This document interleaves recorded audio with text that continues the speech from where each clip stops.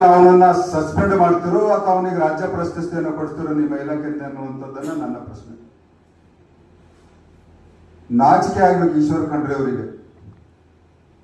ಒಬ್ಬ ಅರಣ್ಯ ಸಚಿವನಾಗಿ ಒಬ್ಬ ಪತ್ರಕರ್ತನ ಮೇಲೆ ನಿನ್ನ ಇಲಾಖೆಯ ಅಧಿಕಾರಿ ಒಬ್ಬ ಹಲ್ಲೆ ಮಾಡ್ತಾನೆ ಅಂದ್ರೆ ಯಾವ ಕಾರಣಕ್ಕೆ ಅನ್ನುವಂಥದ್ದನ್ನ ನೀವು ಪ್ರಶ್ನೆ ಮಾಡಿದೀಯಾ? ಇಲ್ಲ ಪತ್ರಕರ್ತನನ್ನ ಕರೆದು ಏನು ಘಟನೆ ನಡೆದಿದೆ ಅನ್ನೋ ಅಧಿಕಾರಿಯನ್ನ ಅವರನ್ನ ನೀವು ಕೇಳಿದೀಯಾ? ಕೇಳುವಂತ ತಾಕತ್ತಿಲ್ಲ. ಯಾಕಂದ್ರೆ ಅಧಿಕಾರಿಗಳಿಂದ ಈಗ ಹಣ ವಸೂಲು ಮಾಡ್ತಾ ಇದ್ದೀರಲ್ಲ, ಈಗ ನಿಮ್ಮ ನೈತಿಕತೆ ಉಳಿದಿಲ್ಲ.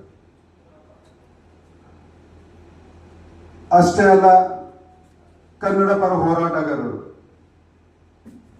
ಅಂದ್ರೆ ಗೊತ್ತಾ, ಇಂದಿರಾ ಗಾಂಧಿ ಕಾಲದ ಎಮರ್ಜೆನ್ಸಿನ ನೆನೆಸ್ಕೊಡ್ತೀರೇನು ಗೊತ್ತಾ ನಮಗೆ? ಕನ್ನಡ ಪರ ಹೋರಾಟಗಾರರು ಮುಖ್ಯಮಂತ್ರಿಯನ್ನು ಮನವಿ ಕೊಡಬೇಕು,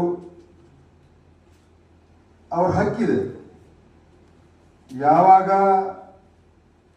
ತಮ್ಮ ಹತ್ರ ಮುಖ್ಯಮಂತ್ರಿ ಬರ್ತಾರೋ, ಜನಪ್ರತಿನಿಧಿಗಳು ಬರ್ತಾರೋ, ಮಂತ್ರಿಗಳು ಬರ್ತಾರೋ, ಅವರ ಅಹವಾಲುಗಳನ್ನ, ಅವರ ಕಷ್ಟಗಳನ್ನ ಕೊಡುವಂತ ಹಕ್ಕು ಪ್ರತಿಯೊಬ್ಬ ನಾಗರಿಕನಿಗೂ ಕೂಡ ಇದೆ, ಪ್ರತಿಯೊಂದು ಸಂಘ ಸಂಸ್ಥೆಗಳಿಗೆ ಕೂಡ ಇದೆ.